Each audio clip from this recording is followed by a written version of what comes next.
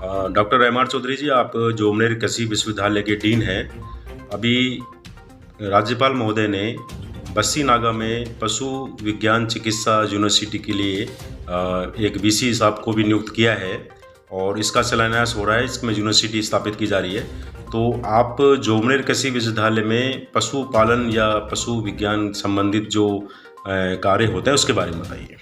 देखो, मैं पहले तो आपको ये बताना चाहूँगा कि जो अपना राजस्थान है उसमें पहले से एक वेटरनरी विश्वविद्यालय है जो बीकानेर में है,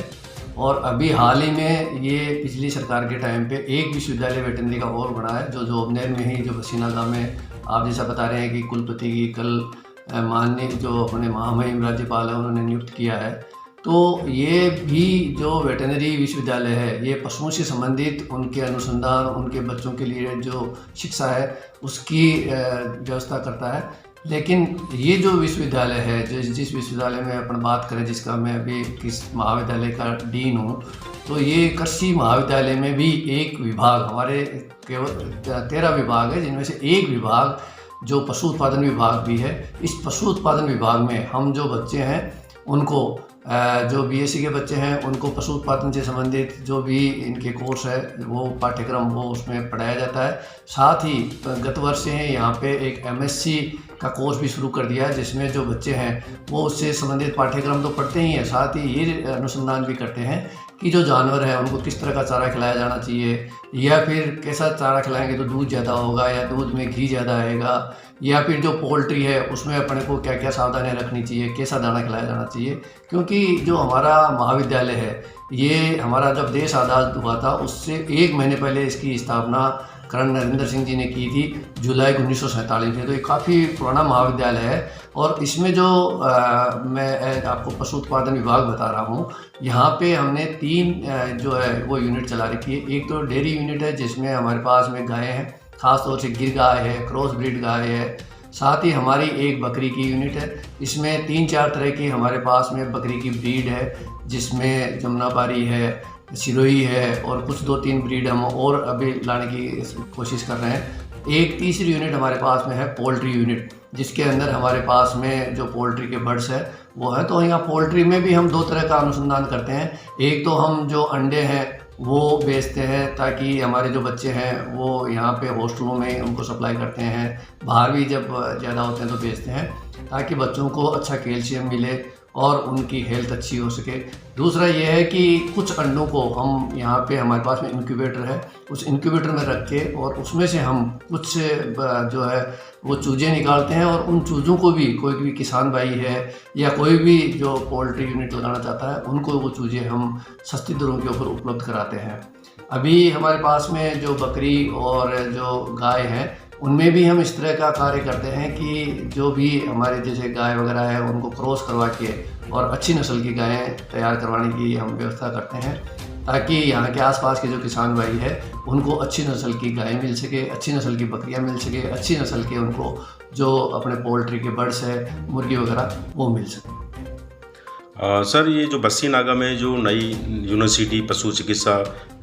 विज्ञान के लिए बन रही है, तो इसमें इसको कितना बड़ा आप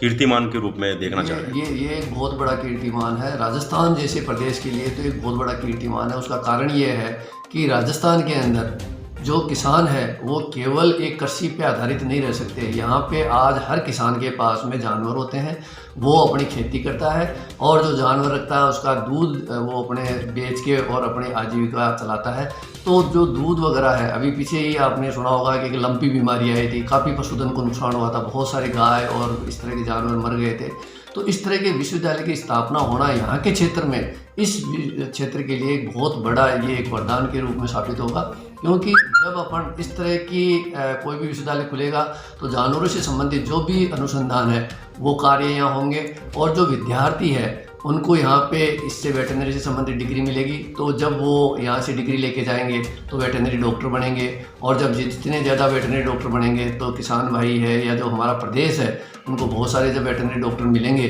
तो इस तरह की जो पशुधन के अंदर जो समस्याएं आती है उनका निदान हो पाएगा, और हमारे देश के अंदर, हमारे इस प्रदेश में जो दूध उत्पादन और किसानों को जो बाकी की सहायता है वो बहुत अच्छे से मिल पाएगी। चंद भूरी साहब, आप बस्सी नागा सरपंच है, तो अभी एक बहुत बड़ा अचीवमेंट है कि पशु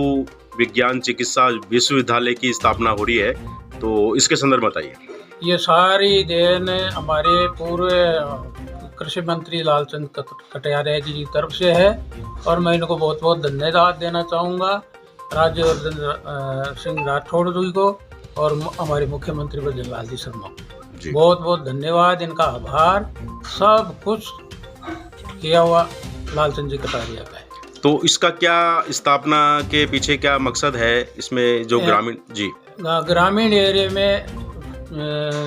जयपुर जिले में ये पहली पशु चिकित्सा विश्वविद्यालय होगा, तो इसमें पढ़ाई चिकित्सा सब कुछ जो भी एक हॉस्पिटल में होता है उसी तरह से यूनिवर्सिटी में बच्चों को शिक्षित किया जाएगा और उनको उपाधि दी जाएगी और एरिया का नाम रोशन होगा। हजारों लोग बेरोजगार जो फिर रहे हैं उनको रोजगार मिलेगा। कितनी एकड़ जमीन दी है सर इसमें? इसमें 60 बीघा जमीन एक्वायर कर चुकी और उसके यूनिवर्सिटी के नाम जमाबंदी इनकी हो चुकी, नाम जमीन हो चुकी। इसका सबसे बड़ा यूनिवर्सिटी बीकानेर में राजूवास में है, तो अब वहाँ से क्या वीसी वगैरह भी इसमें बैठेंगे यहाँ पर? बिल्कुल बैठेंगे साहब जी। ये तो एक तरह से एक दूसरी उसके बराबर की ही वो संस्था खड़ी हो गई जी। आप प्रधान हैं यहाँ पर, तो जोटवाड़ा प्रधान है, तो इसी जो अचीवमेंट है ये पशु विज्ञान विश्वविद्यालय की स्थापना हो रही है, इतना बड़ा लाभ मिलने वाला है पशुपालकों को भी, इसके संदर्भ में बताइए। भारत के अंदर पहला ऐसा राज्य है राजस्थान जिसके अंदर एनिमल हस्बेंड्री यूनिवर्सिटी दूसरी खुल रही है, वरना हर स्टेट के अंदर एक एक यूनिवर्सिटी है। इसके लिए लालचंद जी ने अपने मंत्री कार्यकाल के अंदर भारी प्रयास करके उसी टाइम स्वीकृति जारी करवा दी गई थी और अब ये कार्य प्रगति पे है, जिसमें लालचंद जी, राज्यवर्धन जी और भजनलाल जी का विशेष योगदान है जी। और राजस्थान के अंदर पानी की कमी होने के कारण राजस्थान के जो किसान हैं वो डिपेंड पशुपालन पे हो गए हैं, तो इस वजह से ये लालचंद जी का विचार था कि अपन कृषकों के लिए ये यूनिवर्सिटी हो जाएगी जयपुर के नज़दीक, और जो राजस्थान का आधा एरिया बीकानेर के दूर था वो कवर हो जाएगा जी। सर, जब पूर्व सरकार में कटारिया साहब कृषि मंत्री थे तो वो हॉलैंड और नीदरलैंड का भी उन्होंने यात्रा करी है, वहाँ से चीज़ें जो है नवाचार करने के मद्देनज़र इसकी स्थापना की पृष्ठभूमि रखी जा रही है, तो क्या उसका लाभ ही अब ग्रामीणों को मिलने वाला है? एग्रीकल्चर और पशुपालन दोनों के अंदर जी लालचंद जी के द्वारा जो प्रयास किए हैं वो अब तक के सबसे तगड़े प्रयास हैं। और लालचंद जी ने विदेश में भ्रमण करके भी सारी चीज़ें देखी है, जैसे फार्म पॉन्ड है, पॉली हाउस है, अनेक जो नई टेक्निक्स है वो एग्रीकल्चर में इन्होंने दिलवाई। भारत क्या कृषि प्रधान देश है और कृषि प्रधान देश होने के बावजूद इसमें जो कृषकों को मुख्य मांगे रहती है कि साहब पानी की समस्या है, पशुपालक की नस्लों में सुधार है या आधुनिक तरीकों का एक नवाचार नहीं हो पा रहा है, तो अब क्या इसमें गति आएगी? क्या बिल्कुल गति आएगी, हर सेक्टर में काम करवाया है इन्होंने जी। और कृषि बजट पहली बार इनके कार्यकाल के अंदर प्रस्तुत किया गया था जी, और इसी कारण से विकास कार्य एग्रीकल्चर के अंदर और पशुपालन के अंदर किए गए हैं जी।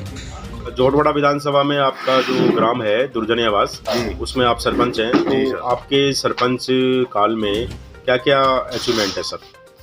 हमारे ग्राम पंचायत दुर्जनी आवास के अलावा जो बड़े अचीवमेंट है उसमें ये एनिमल जो यूनिवर्सिटी हुई है वो सबसे बड़ा अचीवमेंट रहा जी। इसमें ये 2022 से कार्यरत है, इसकी कार्य योजना जो 2022 से शुरू हुई थी जी, लेकिन ये लगातार लालचंद जी कटारिया 2022 में कृषि मंत्री हुआ करते थे, तब से उन्होंने बाहर से कोई निरीक्षण करके उन्होंने ऐसे महसूस किया कि वास्तव में यहाँ राजस्थान जो है पशुपालक स्टेट है, तो इसमें भी एक बड़ा यूनिवर्सिटी होना चाहिए। तो उस हिसाब से इन्होंने यहाँ इसी क्षेत्र में जो कटारिया जी का पहले विधानसभा क्षेत्र हुआ करता था, अब वर्तमान में श्रीमान राज्यवर्धन जी यहाँ के विधानसभा के विधायक हैं और मंत्री हैं, और इस टाइम में उन्होंने ये कार्यरत योजनाएं थी जिसमें जमीन भी पहले हो चुकी थी सारे काम जो इनकी जो स्वीकृति टीएस वगैरह छोटी मोटी प्रशासनिक स्वीकृति वो या गजट नोटिफिकेशन वगैरह ये पहले हो चुके थे,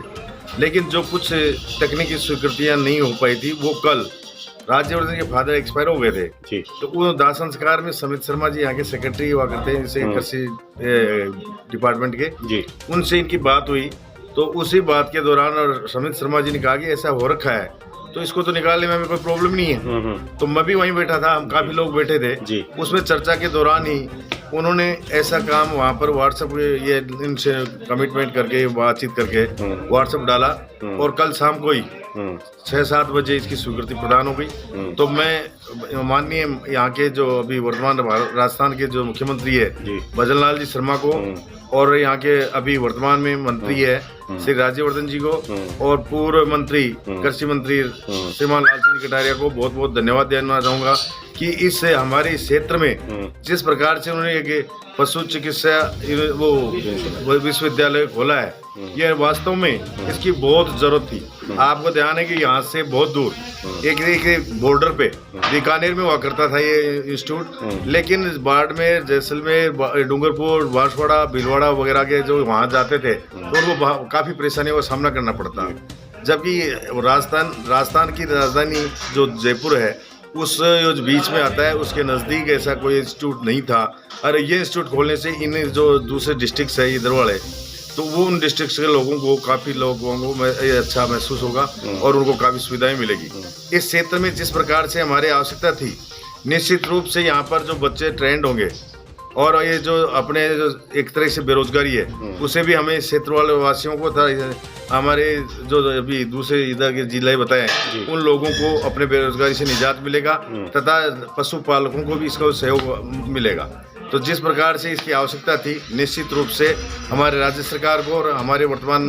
मंत्री जी को राज्यवर्धन जी को और हमारे पूर्व मंत्री श्रीमान कटारिया जी को सबसे ज़्यादा, क्योंकि उन्होंने इसकी नींव रखी, जिस नींव को उन्होंने रखा वो आज फल फलित हो चुकी है और उन्हीं की देन है कि आज इस क्षेत्र में ये एक बड़ा यूनिवर्सिटी का जो यहाँ ओपन हुआ है निश्चित रूप से ये तारीफ़ काबिल है और आने वाले समय में इसका बहुत लोगों को लाभ मिलेगा।